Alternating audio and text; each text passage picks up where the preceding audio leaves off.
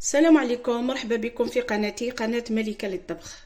اليوم راح ندير معكم معجون تاع العنب، طريقة بزاف سهلة وهايلة. ماذا بيا تبعوني وتشوفوا واش راح نديروا في الوصفة تاعنا اليوم.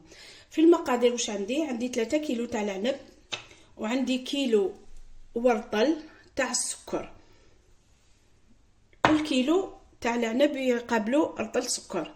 الا كان العنب تاعكم قارص كتر تقدروا تلحقوا حتى 700.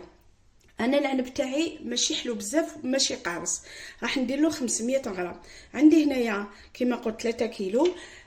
انا حطيت طبقه تاع العنب ودوك ندير طبقه من السكر هكذا. شوفوا دوك نزيد ندير طبقه من العنب وطبقه من السكر هكذا. شوفوا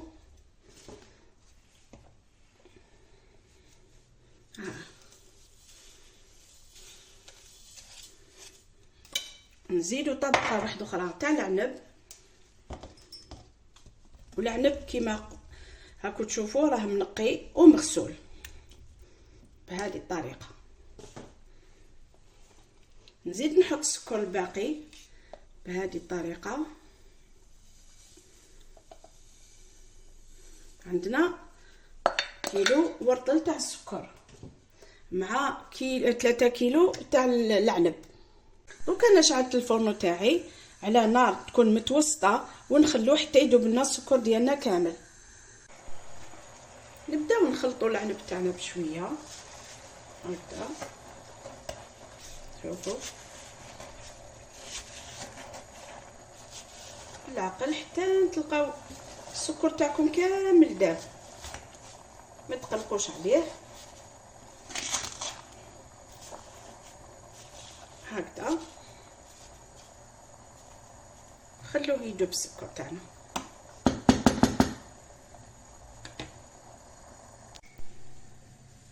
لحقنا لهذه المرحله.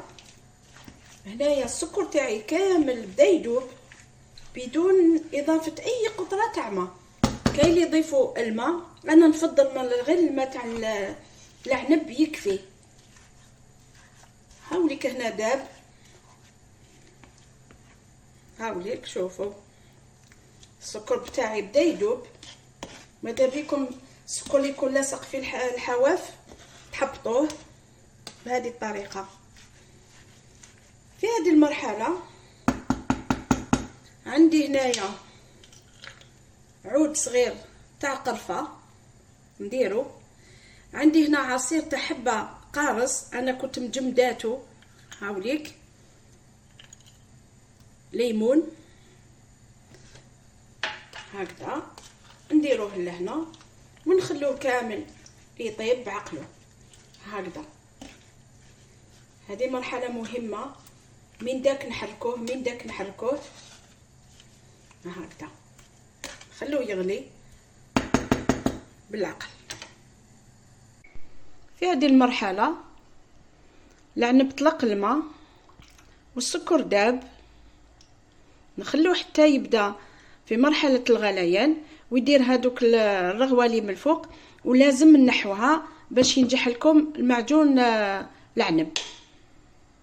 هنا بدا في مرحله الغليان وبدا يدير لنا هذه الرغيوه، هذه لازم تتنحى هكذا. نحوها بشويه هكذا. نقصوا كامل النار راح دير لنا ديقه. هاي ليك نقصوا للنار.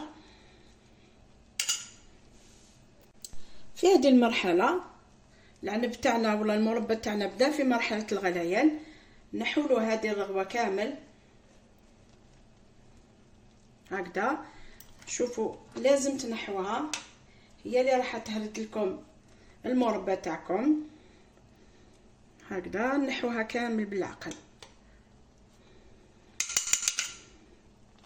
وين كاين رغوه تنحوها، وين كاين رغوه نحيوها احسن واحسن. والنار تكون شويه ناقصه باش ما يفيد لكمش ويدير لكم ديقه هكذا. انا نقعد نستمر كل ما تكون رغوه نحيها حتى تنحنا كامل هذه الرغوه من المربى ديالنا. انا مازال لي نحي في هاد الرغاوي، وين تكون الرغوه لازم تنحيوها حتى المربى تاعنا بدا يتبدل اللون تاعو. هاوليك قريب يوجد، بدا يختار، ما مازالوش بزاف. شوفوا اللون تاعو تبدل، والعنب تاعنا كامل طاب. نزيدو نخلوه شويه. مازلت مستمره نحي في الرغوه هذه. شوفوا هنايا الرغوه اللي بقات، شوفوا هاكو كيما هاكو تشوفوا هنايا هادو الرغاوي ولاو صغار هكذا، ولاو صغار. دوك ندير تجربه قدامكم باش نعرفوا المعجون تاعنا هذا الى وجد ولا لا. نرفد شويه من الصوص هذه ونديرها في طبيسي هكذا، ونخلوها حتى تبرد باش نعرفوا اسكو وجد لنا هذا المعجون ولا لا. شوفوا هنايا بعد ما برد انا ندير خط هكا بيدي، الخط هذاك مازال هاو يعاود يرجع، يسمى المعجون تاعنا مازال ما وجدش. نعاودوا التجربه للمره الثانيه. شوفوا كيفاش نعرفوا باللي وجد. هاوليك شوفوا يحبط شويه بصعوبه، هاوليك جاي شهي. شوفوا الحبه تاع العنب كيفاش حمار، والله الله. هذه هي المرحله اللي لازم خلاص نطفو عليها. شوفوا لي هذاك المعجون كيفاش جا، الله يبارك. هاوليك وجد المعجون تاعنا راح نديرو فيه بلارات. كنت غسلتهم اكيد وعقمتهم، ونعمر فيهم وهو سخون المعجون تاعي. بسم الله، بهذه الطريقه.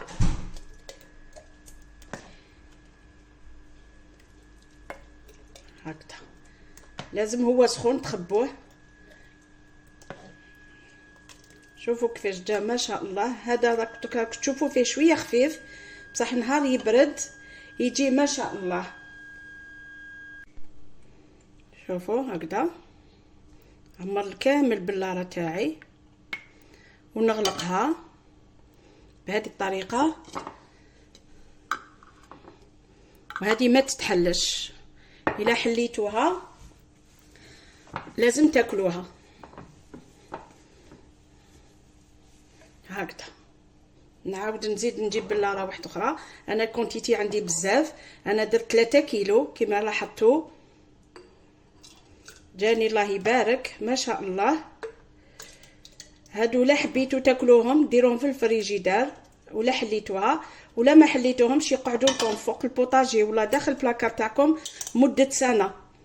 تقعد لكم سنه كامله، عام كامل ما يصرى لها والو. بشرط ما تحلوهاش، الا حليتوها ديروها داخل الفريجيدار. شوفوا هكذا نعمرها الله الله. هاي ليك ونعاود نغلقها. شوفوا لي هذيك المعجون الله يبارك جاي شهي جاي شهي جاي شهي. شوفوا دوك نكمل انا كامل لا كونتيتي ونعاود نرجع ان شاء الله. هذا هو المعجون تاعنا وجد، معجون العنب جا ما شاء الله خاطر. شوفوا هذوك الحبات تاع العنب كيفاش جاو. شوفوا لاصوص تاعها تاني جات بزاف هايله. هذاك العود تاع القرفه وشويه تاع الليمون ولا حبه تاع الليمون اللي درتها عطالو واحد الطعم بزاف هايل. نتمنى تجربوا الوصفه تاع نهار اليوم. تقولوا لي في لي كومونتير، ما تبخلوش عليا بجام كومونتير. ونتلاقاو ان شاء الله في وصفه واحده اخرى من وصفات مطبخ ملكه. والسلام عليكم.